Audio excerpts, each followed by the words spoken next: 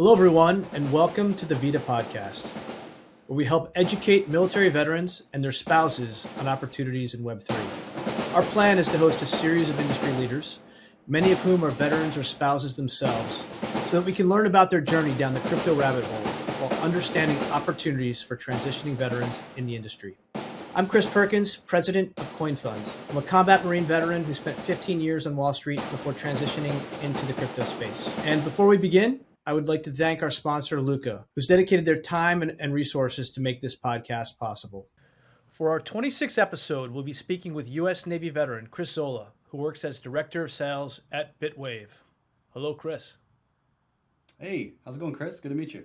Good to meet you, too. So would love to start off with your background. Tell us how it all began. Going all the way back, I was in high school, and I actually decided to sign up for the Navy on my 18th birthday. And maybe going a step previous to that, I actually wanted to join the Marine Corps at first. And my dad was like, hey, if you're going to do it, I want you to check out all the branches. And so talk to the Marine Corps, talk to the Air Force, talk to Army, talk to the Navy. And honestly, what really appealed to me was naval special warfare. And so I came back to my dad and I said, hey, I think I'm going to go to the Navy. I want to be a Navy SEAL. And he was like, well, that's more concerning than being a Marine Corps, just front line. So it was kind of a funny thing. But so I signed up on my 18th birthday. I was still in high school, finished out high school, and then shipped out, right after. And then I guess an abbreviated version. We can dig into it if you want. But basically went through some of the naval special warfare training, didn't make it all the way, got involuntary reclassified as a culinary specialist. So I was a cook. So I went to culinary A school, which actually was kind of fun, learning how to cook. And it's funny because the military has like a stigma against cooks and like the food that you get in the military because it's not great. And it was so funny to me because in culinary A school, like we learned how to make everything from scratch, actually cook. And then when we get to the ship, they said, here's a can of collard greens, open it up, heat it up, put it in the pan, you're good to go. And I was like, well, where's the seasoning and the ham hocks? And like, I don't know, we don't have all that. So that was kind of a culture shock. And I guess too, going from like the special warfare community into regular Navy was a huge culture shock. So when I got to the boat, I basically told them, hey, I don't really want to be a cook. Like, this is where I came from. This is what I wanted to do. And they said, well, too bad, number one. But number two, get your quals, and then we have a spot on our VBSS team, which you could probably apply for. So got on that team, which is pretty cool. VBSS, that's boarding, right? Yeah. Visit, board, search, and seizure. So just a small tactical team on the ship that responded to like security incidents or boarded other boats while deployed. So so I got to have some fun doing that, and then I guess to give you like the overview, did my 4 active, 4 reserve, and got out. So yeah, that's my career. Thank you. My experience, the cooks were some of the hardest working people that I ever served with. I mean, you have to get up before everybody else, right? And then it's a really hard job. Would you agree? Yeah, totally. So it's actually interesting. I didn't realize this till I got to the boat. There's a bunch of different jobs within the cook hierarchy, chain of command. And there's the cook on watch, which is like your everyday cooking things. There's your watch captain, which is supervising stuff. And then there's your night baker, who basically works a graveyard shift to make stuff for the next day, like bread and desserts, things like that. And then there was, we called it the Jack of the Dust. I don't know what the actual term is, but it's the person who managed the inventories and stacked boxes all day and gave the food to the galley so that they could cook. And so I actually got promoted, not in rank, but in job, from cook on watch to night baker. So on my first deployment, I actually worked nights every single night. It's hard. And it was tough, man, because we would, being in the Navy, I'd go to sleep and I'd wake up and it'd be opposite times. Yeah. And there'd be times where I'd wake up at 5 p.m. and we're pulling into port and everybody's ready to go out and, have dinner, and I'm just waking up. Yeah. So that was interesting. It was a lot of fun. Yeah. Yeah, I've done that too. Had the night watch. It's not an easy thing to do. So thank you for your service. And you did a couple of deployments. Where were they? Yeah, so the first one I did 2, and then multiple underways because the Navy's always training. But two main deployments. One was I guess it was called like a NATO cruise. We mainly toured Europe. And we did a bunch of war games with NATO allies. So a bunch of countries were there. We tested our equipment, did all that good stuff, and that was like I think that turned into like an 8 month deployment or so. It was supposed to be six, turned into eight. We had to dodge a hurricane coming back. Where I was stationed in Florida, and then my second deployment was Fifth Fleet. So we were in over there off the coast of Iran and whatnot for supporting the Enterprise Carrier Strike Group that were doing missions into Afghanistan or wherever. So So cooking by night, EBSS by day, boarding ships. Hey, sounds like an adventure. yeah, it was fun. It was a lot of fun. It was one of those things you never know what the day was going to bring. You're just doing your normal thing, and then they come over the one MC and say, muster the VBSS team and the aft pallet staging. Like, oh, I got to gear up, got to go, guys.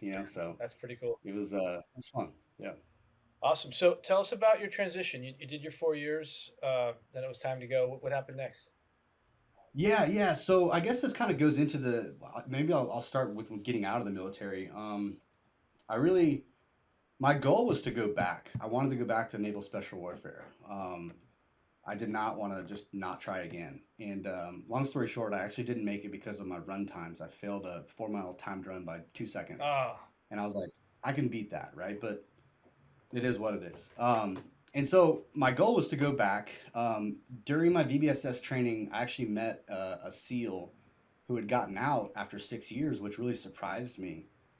Because most times SEALs stay in for a while. Like it's hard to get, so they get it and they stay in. I remember asking him, I was like, hey, why'd you get out? And he said, I got two kids. I've been in 6 years. I've probably been home 6 months. yep. And I was like, man. And one of my goals in life was to have a family. And that was like the first thing that kind of stuck in my brain. It's like, man, this is tough on the marriage. There's a huge divorce rate in the military, and there's a reason why. But the second thing was on my last deployment. I hadn't decided if I was going to get out yet. One of the officers that I was friends with, um, he went out to the base and came back. I was on watch, so I couldn't leave the boat. And I remember I asked him, I was like, hey, how was the Skype center? This is back when Skype was the thing. And he says, oh, it was great. I got to see my son, and he recognized my face. And I was like, man, that's tough. Like, I don't want my kids to question like who their dad is, Yeah. So I was like, you know what? Maybe this isn't the life for me. So I decided to get out. I really didn't have a direction, we'll say. I was not a great student in high school, and so that was, my education up to that point. But I was like, okay, if I figured out the military, if I got my ESWAS pins, my qualifications, like I can go to college and I can figure it out. So the other part of that was I didn't really want to pay for college, and that's not why I signed up for the military. But being that you get the GI Bill, I was like, I'd be dumb not to, right? So got out, went to college here in Jacksonville, Florida, University of North Florida, and got a bachelor's degree in business, which is pretty basic, but I felt like gave me the most options out of college to do whatever I wanted to do. And so did that, got my degree, wound up meeting a girl who's from Jacksonville and had a really good friend that worked at a company called FIS, which is Fidelity Information Systems.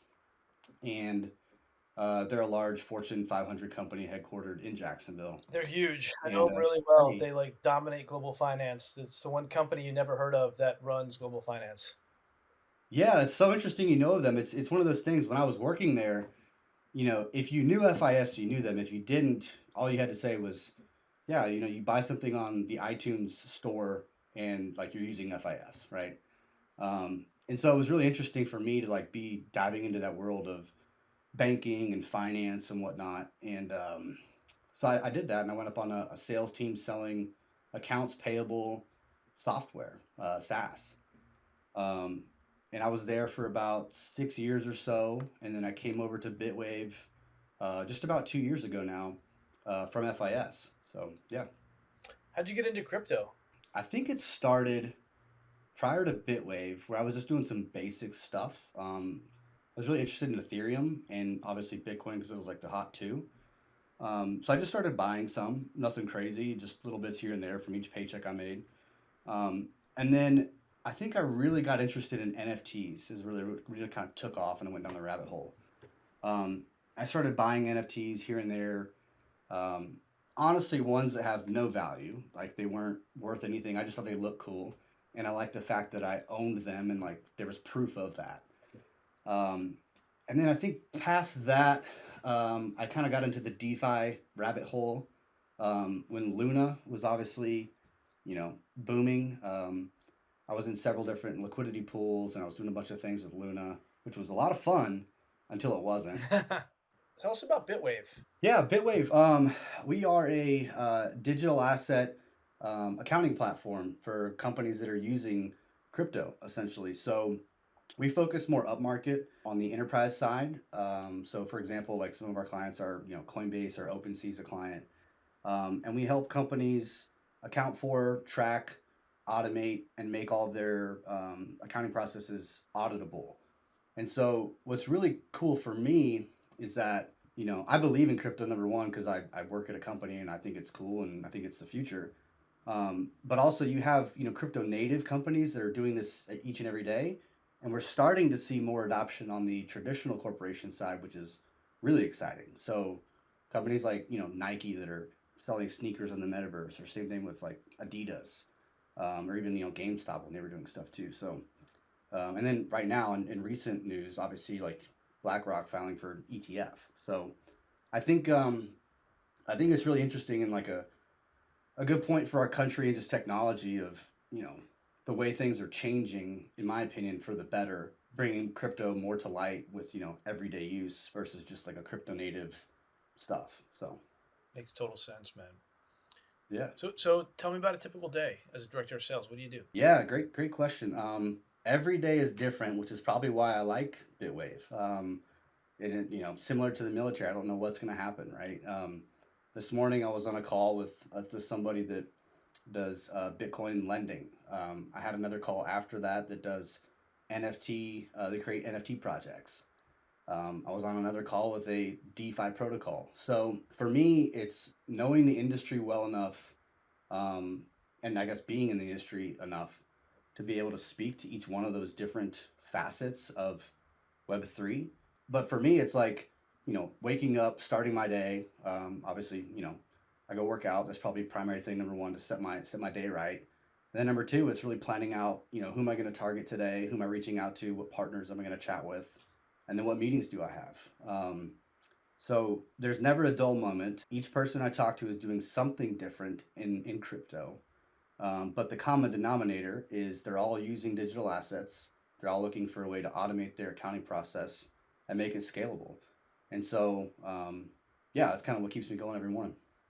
That's awesome. So you were able to go from, being a cookie in the Navy, you got into FIS, started learning about financial services, kind of really dove into the tech, touched it, felt it, smelled it, like got your hands on it.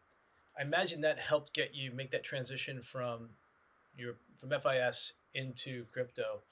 What advice would you give to a transitioning vet today who's trying to get into crypto? What would you tell them to do? Yeah, great question. So I think, yes, number one, you're correct. When I was at FIS, I was in the accounts payable world. And I think the number one thing that probably landed me where I'm at today is just never stop learning. I had this kind of nerdy motto that I believe, and it's called fun, knowledge, money. And I want to have fun wherever I'm working. I want to be learning things or teaching others, and then I want to be paid well for it, right? So um, when I find for myself that those three boxes are checked, like I'm happy. If one of those boxes doesn't get checked, if the triangle collapses on one side, then they all collapse, right? Like if I'm making great money and I'm learning things, I'm not having fun, then like I don't really want to work there. So being a transitioning vet, I think you have to ask yourself those questions, or at least I did. What makes me happy? What do I want to do? And then where does it fit within like my lifestyle? And then I think the last thing that doesn't really kind of fits outside of that I think just everybody should do is just network. There's tons of veteran circles that you can be in, or not if you choose to. But it's like we've all been there and done that, and so we're all here to help each other, in my opinion. And I think in the veteran community specifically, vet versus non-vet, I will go out of my way to help a vet, right? And so I think if you leverage that a little bit, it can definitely open up a lot of doors. I love it, man. Fun, knowledge, and money. The three things Yeah, everybody needs more of, Frank. yeah, I never heard that yeah. before. That's pretty damn impressive. I love it. What skill sets do you think people should try to develop? You talked about networking, but like, like, do you think that coding background? So you want to get into crypto? You're a vet.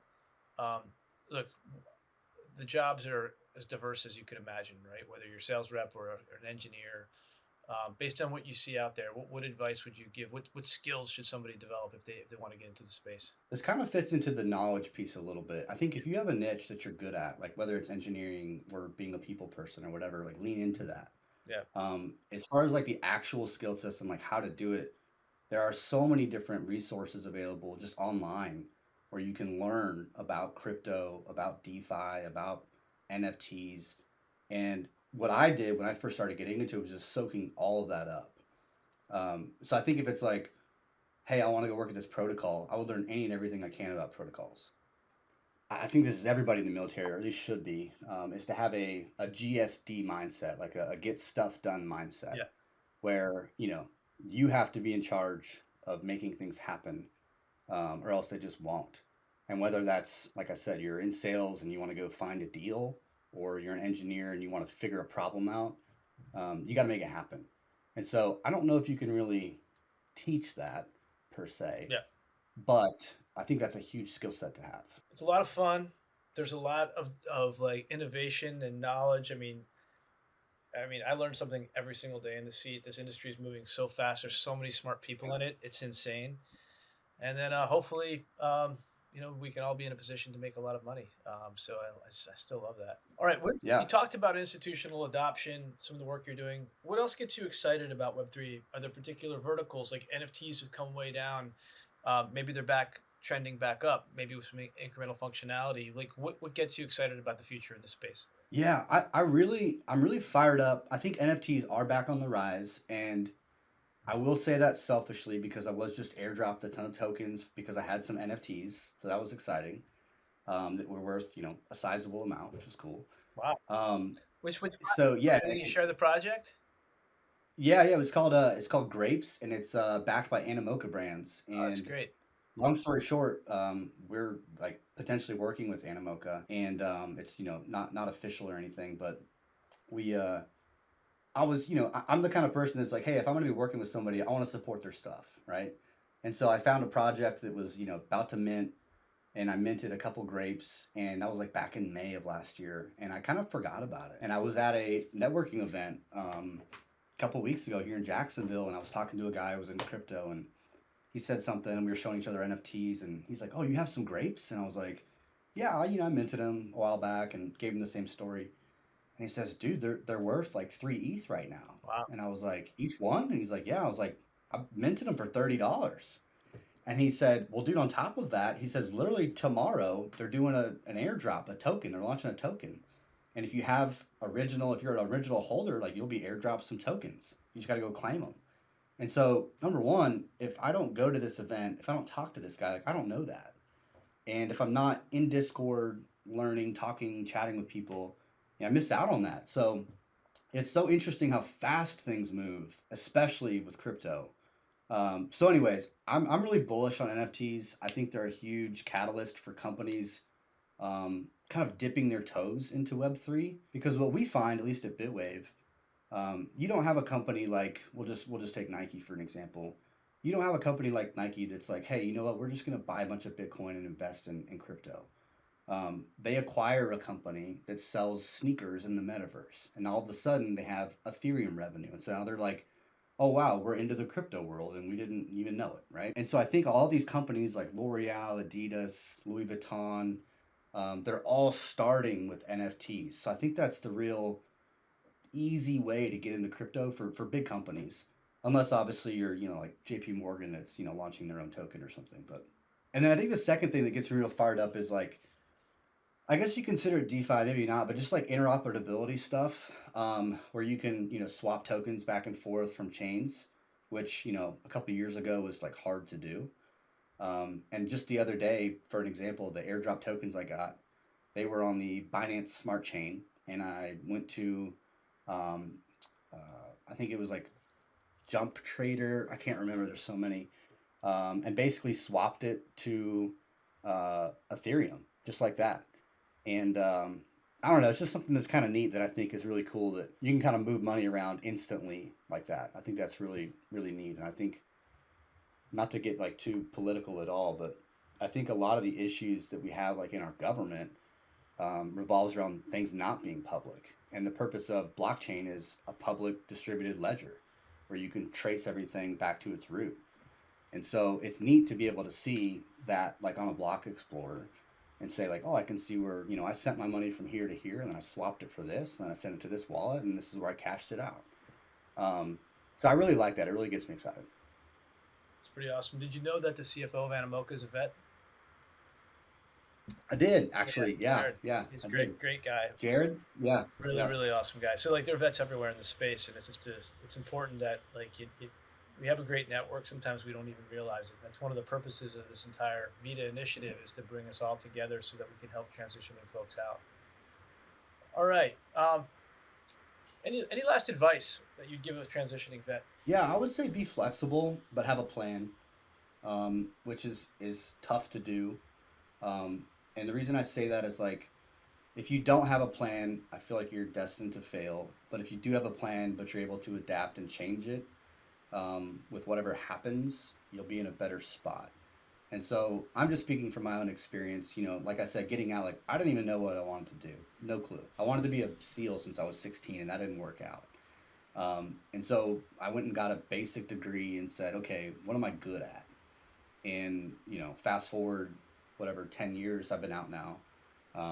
Life's great. So I think that'd probably be my biggest advice is have a plan and adapt to it if it needs to change. Sounds good. So tell us about hiring. Are you guys hiring at all on your team at BITWAVE? Yeah, we are. We actually have a spot open right now for an institutional sales rep. And I think we're always hiring engineers, which I think everybody is. But yeah, so we're seeing more of a, like I said, adoption on the institutional side. So we're trying to get more coverage there. And business is good. So yeah, if you're interested, shoot me a note. I'm happy to chat with anybody. Right. And what would you be looking for, if a veteran came and applied for that sales job and you're interviewing them? How can they present well? I think for us, it's a little interesting because it is a niche space. We would definitely want somebody that has, I think, crypto experience or interest. And the reason I say that is because if you have experience, then like, great, you're interested. If you don't have experience, but you're interested, like you can get the experience.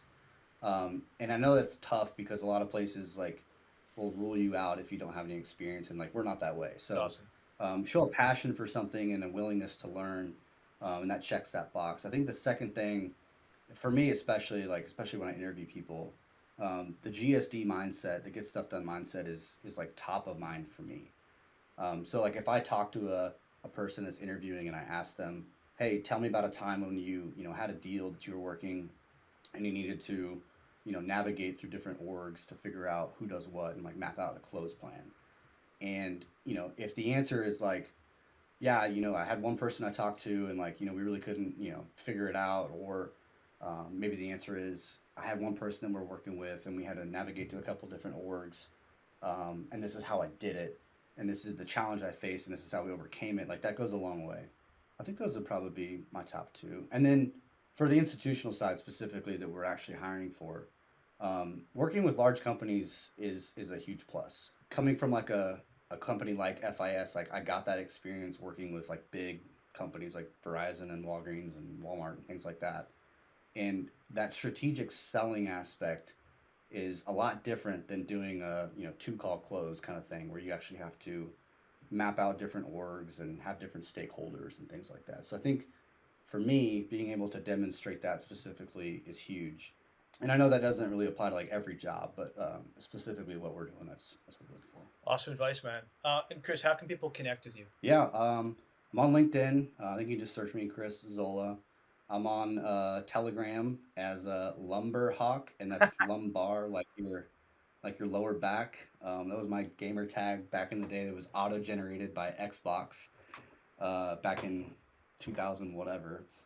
So yeah, Lumberhawk is my Telegram handle. I'm also on Discord. I think it's just 1691 as my handle. And then you can always just shoot me an email, chris.zola@bitwave.io. Happy to chat with anybody. Awesome, Chris. Really, really appreciate you coming on today. Awesome insights, great discussion, and we're lucky to have a veteran like you in the space. Also wanted to thank our sponsor, Luca. We couldn't do this without them. And thanks for the team, Rudy and the team, for helping us out there. If you're interested in learning more about VIDA, please connect with us on LinkedIn or Twitter. If you have ideas about who else we should feature on the show, please reach out to me on Twitter as well at PerkinsCR97. Thanks again, Chris. Thanks, Chris.